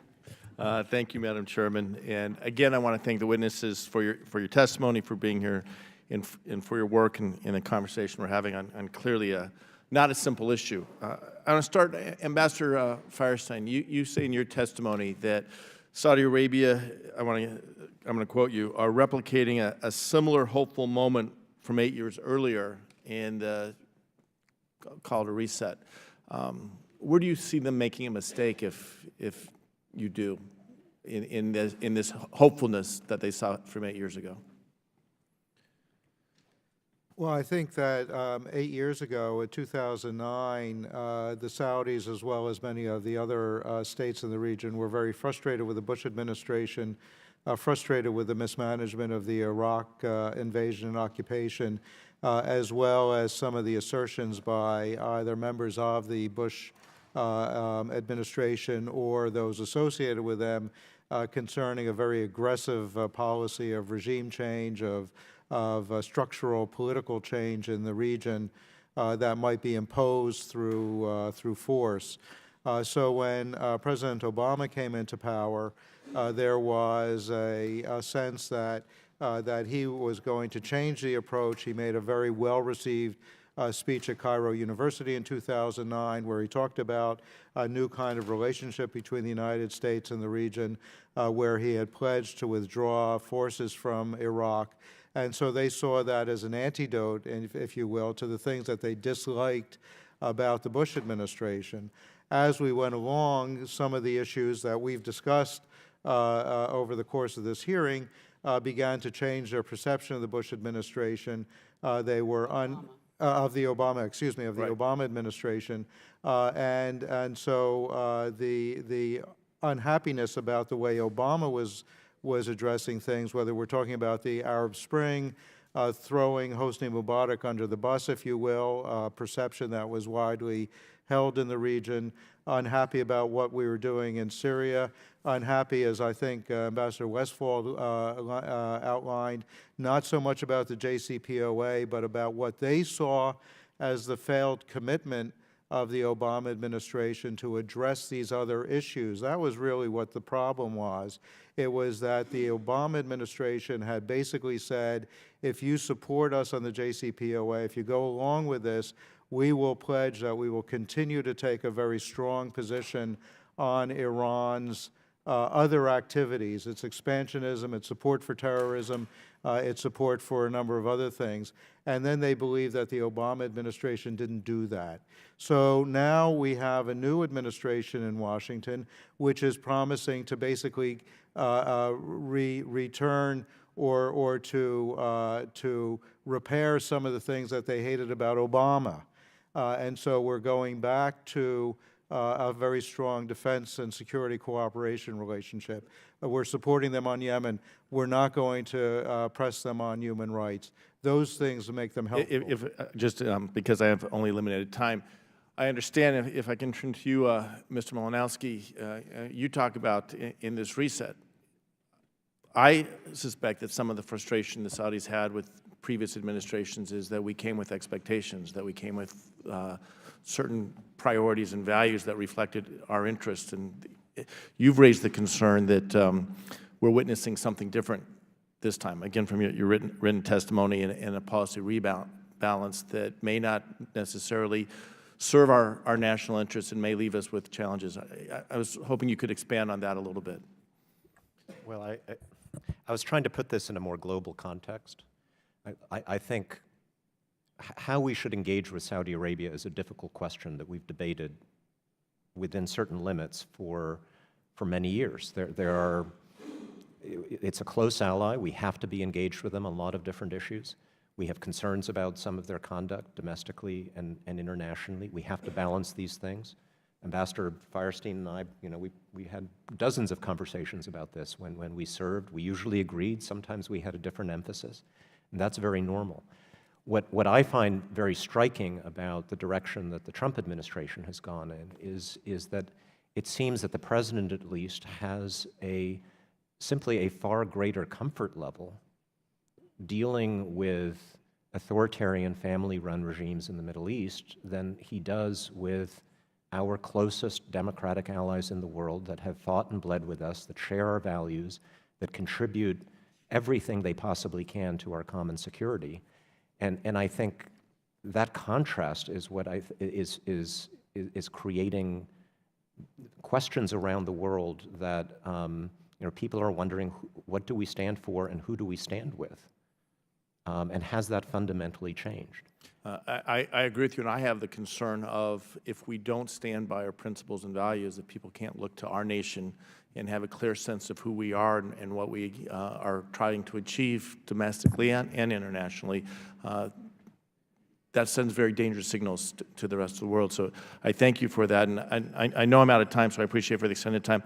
I will just add, and for perhaps written consideration, the arms sale, as you have all talked about before, and the threat it poses to our closest ally, most strategic ally in the region, Israel, I think it's imperative for the administration to make very clear that we will ensure and protect Israel's qualitative military edge, not just in the context of selling these weapons to Saudi Arabia, but God forbid any of these weapons were to get into the hands of non-state actors. So with that, I Excellent point. Thank you, Mr. Schneider. Mr. Cicilline. Thank you, Madam Chairman. Thank you again to our witnesses.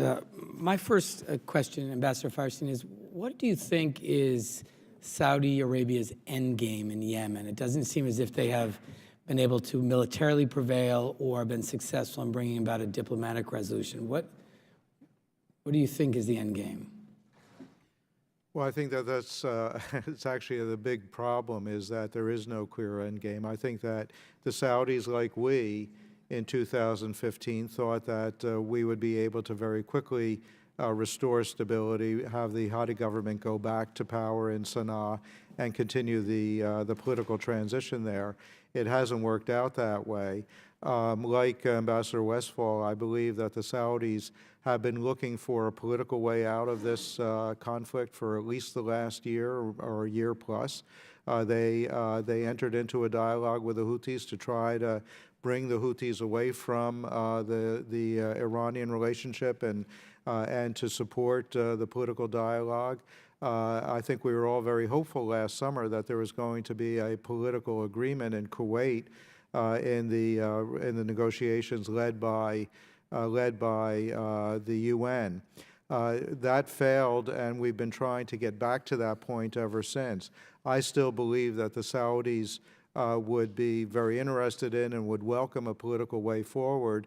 But what we need to focus on is how we can get back to that UN negotiation and hopefully have a different outcome this time. Thank you. Mr. Malinowski, you look like you wanted to add something. No. So I think we're all familiar with the horrific human rights record of Saudi Arabia under Sharia law, beheading protesters and condemning young people to death for crimes they committed as children, flogging bloggers for perceived insults. And Mr. Malinowski, I'd ask you whether you have seen any evidence of any improvement in their human rights record, and what is the impact of the president agreeing to an arms sale without attempting to use that desire from the Saudis as a way to leverage or at least raise some expectation that they improve their behavior with respect to universal human rights? I agree with my colleagues here that there have been some modest signs of potential improvement. I'm qualifying that very, very carefully. You have less of the religious police out on the streets abusing people. There is this potential move on the guardianship system that Ms. House described. But fundamentally, these problems do persist. And although I think 95%, 98% of the dynamic that may lead to change is going to come from within Saudi Arabia, I do think there is a role for Saudi Arabia's friends in raising these issues and debating them publicly to create, in the minds of those in Saudi Arabia who care about the kingdom's reputation, the sense that they have to keep moving in this direction. And I think it has been efficacious on specific cases. I've no question about that. In terms of the arms sale, I've never said that we should hold up arms sales to Saudi Arabia because of their general human rights record. I'm a pragmatist about this. But I do think where a specific weapon system is being used in the commission of human rights abuses, then I think we have a different kind of obligation and have to have a different kind of debate. Thank you. A significant portion of global terrorist funding emanates from Saudi Arabia, and I know that in the past, United States officials have been frustrated at the limited capacity of Saudi authorities to clamp down on those funding streams. And I wonder whether in anyone's judgment the situation has improved over the last few years. Has the United States been supportive of Saudi efforts to rein in terrorist financing? What more can we do? What more can they do? But this, it appears to remain a serious problem. Ambassador, it looks like you have some thoughts. Can I just say I was the #2 in our Bureau of Counterterrorism in 2006 and 7 when we were very focused at that time on the issue of counterterror finance. We had strong concerns about the records of all of the states in the Gulf about their ability, their willingness to actually intercede effectively and aggressively to try to cut off the flow of financing to some of these violent extremist organizations. I would have to say that in my own view, while we have not had success in any particular complete way, all of them are better today than they were 10 years ago. All of them have taken steps. I do believe, actually, that the President's approach in Riyadh, when he was speaking to the assembled Arab and Islamic leaders, was the right approach, which is the need to build up a broad-based coalition, build a consensus that all of the states need to do a better job, need to take on this issue aggressively. I think that that's the right way to go forward. Unfortunately, where we are right now is that effort to build a coalition is being blown apart by this conflict that we have right now with Qatar. And therefore, I agree absolutely with Assistant Secretary Malinowski and with my other colleagues that what we need to do is help resolve that issue peacefully and get back to that coalition and consensus-building effort that we were engaged in just a few weeks ago. Thank you. I yield back, Madam. Thank you, Mr. Cicilline. And now we turn to the Twitter ninja of the House, par excellence, my friend, Mr. Liu of California. Thank you, Madam Chairwoman. That Twitter game is strong. Thank you. I don't think any of us here objects to the United States assisting our ally, Saudi Arabia. But what many members of Congress do object to on a bipartisan and bicameral basis is that the Saudi-led military coalition has committed multiple war crimes in Yemen, and the U.S. is aiding and abetting in those war crimes. In addition to refueling some of these Saudi jets that strike civilians, we've also sold them weapons that have struck civilians. And this freaked people out so much that the State Department lawyers actually started looking at, can our military personnel and other personnel be liable for war crimes under international law for this assistance? And so my first question to you, Secretary Malinowski, is, did the State Department attorneys finish that review or come to a conclusion, do you know, before you left? I would say before I left, they raised these concerns and made them known to policymakers. I don't know whether work has continued on that effort. The reason that the Obama administration stopped the sale of precision-guided munitions was because the Saudi-led military coalition were using these munitions to target civilians. It's not as if they were trying to hit a tank and they accidentally hit a hospital. They very precisely hit hospitals. They very precisely hit schools. They very precisely hit a wedding party with lots of civilians. They very precisely hit a large funeral twice with the munitions. So the problem is we're now enabling Saudi Arabia coalition to precisely kill civilians. And that was what was such a huge problem. And now that the Trump administration wants to reverse, Ted Yoho and I and other bipartisan members of Congress wrote a very simple letter to the State Department and Department of Defense basically asking, hey, you just tell us, has the conduct of the Royal Saudi Air Force changed so that they're no longer precisely hitting civilians with weapons that the United States sells them? That letter is dated April 6th. So we got a response on April 26th from the Secretary of Defense, response on May 2nd from the Secretary of State. They basically were non-responsive letters. So, Madam Chairwoman, I'd like to enter these letters in. Without record. objection. I want to ask the panel, have you seen changes in the operative conduct of their Saudi-led military coalition so that they are not striking civilians anymore, or are they continuing to do the same thing? Mr. Liu, you and I had an opportunity to have a conversation about these issues several times when I was still with the State Department. And I have to say that I disagree with the premise of your question. I don't believe that the Saudis did precisely hit civilians or specifically target civilians. That's wrong. In the funeral case, the Saudi Arabia military acknowledged they hit that funeral. They sued, there might be some rebels there, but they intended to strike that funeral. They intended to hit it, and they did. Mr. Liu, if you recall exactly what the explanation was, they did acknowledge that they hit the funeral, and I have to say that friends of mine were killed in that funeral home, so I feel very strongly. Right, and they weren't trying to hit a tank. But they were trying to hit that funeral, and they did. But they acknowledged, sir, that they were basing that on the basis of wrong intelligence. They acknowledged that they hit it, but there was a mistake that was based on poor intelligence that they had received, that was actually a military. Right, and the weapons enabled that to happen. And sir, they could have hit it with a dumb bomb. If it's one just as funeral, easily. I get it. Maybe if it's two funerals, I get it. When it's 70-some airstrikes documented by multiple organizations, then it's a pattern of either gross incompetence or direct targeting of civilians. Sir, So I'm just asking, has that conduct changed? I would have to say again that the issue is not that they were targeting, and I think in that case, they were targeting their funeral. They were targeting the funeral. Is that correct? They acknowledge that they hit the funeral based on wrong intelligence.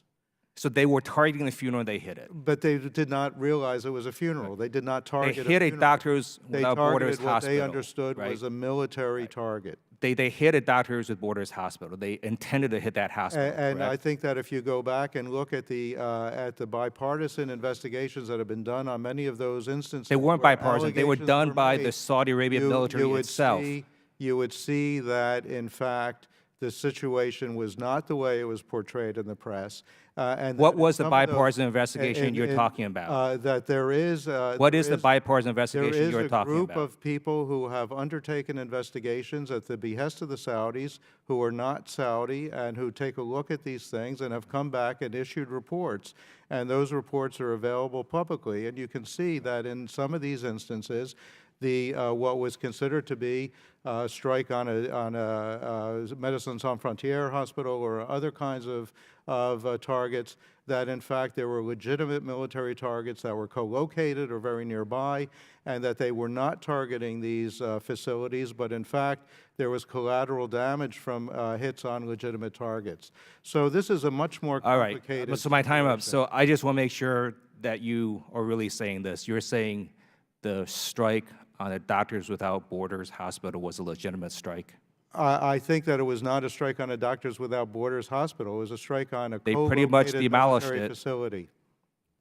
Thank you, I Mr. yield. Liu. And I think Mr. Deutsch wanted to make a statement. I did. I was just hoping, Madam Chairman, before you adjourn the hearing, I was hoping that you might introduce the newest members of our subcommittee who are with us today. Well, I am so pleased to be joined by two of our eldest granddaughters, Morgan, who will be 8 on July 15, and Caroline, who just turned 5 last week, so she says she's going to be 6. And with that, thank you, Mr. Deutsch. With that, our subcommittee will now be adjourned. Excellent panelists, excellent questions. Thank you to the audience.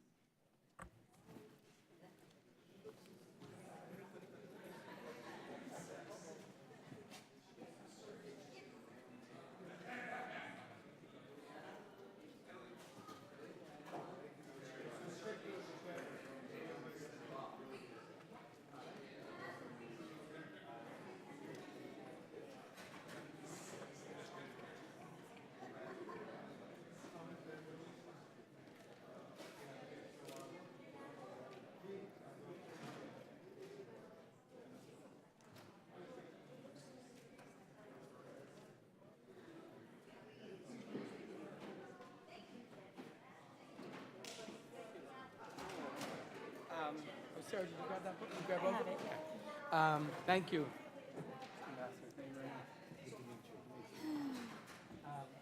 Thank you, Mr. Ambassador. Yes, we don't know when, but we're working on it. Yeah.